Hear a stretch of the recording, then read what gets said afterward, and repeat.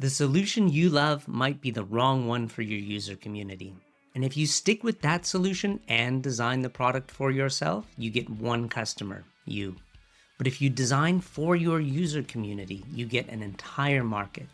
Today, I'll show you some Gen AI prompts that help you cross that gap between my favorite and their best.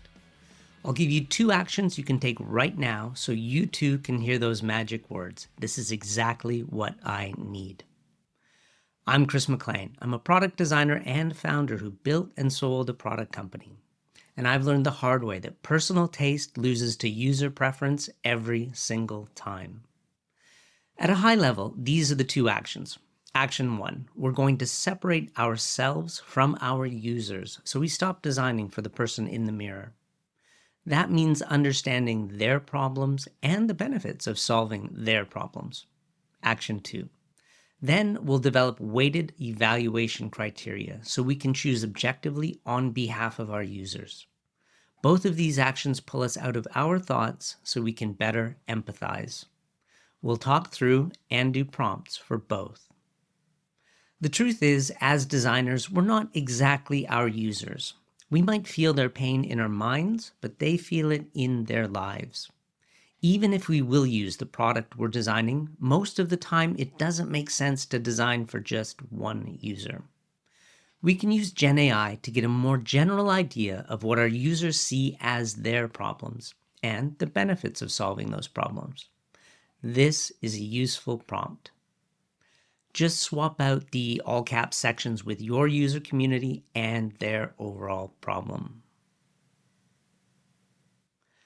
Maybe you have some of these problems, but maybe not. There are 2 reasons to suspend judgment for now. First, Gen AI is generalizing for all product designers, so it won't match your personal list. That's why we're doing this. Second, AI does make things up, so we need to validate the results. That means taking this list to a lot of potential users. Going to users with a list will give them something to agree or disagree with. It also gives them a springboard for their own ideas. Next, we'll look at evaluation criteria.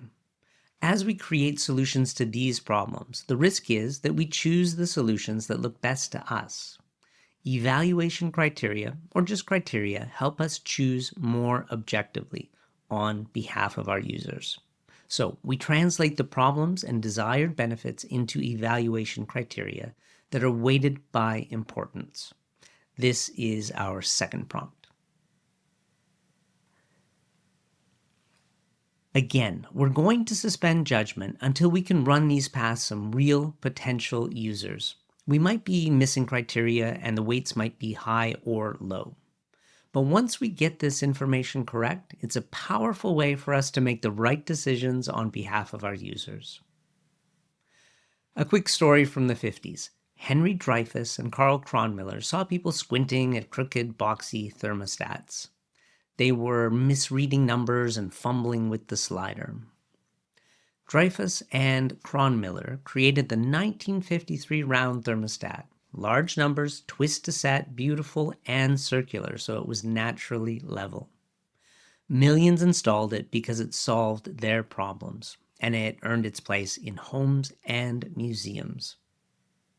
So, practice separating yourself from your users so you can empathize with them. Use Gen AI to develop a list of potential problems and the great things that will happen when you solve them. Then use Gen AI to develop the criteria they will use to choose your solution over everyone else's. Finally, validate it all with real people. Do that and you'll stop building art for yourself and start shipping real solutions for your users. That's how you cross the gap and build remarkable products that people will buy and love. Thank you for your time and attention. We can't wait to see what you create.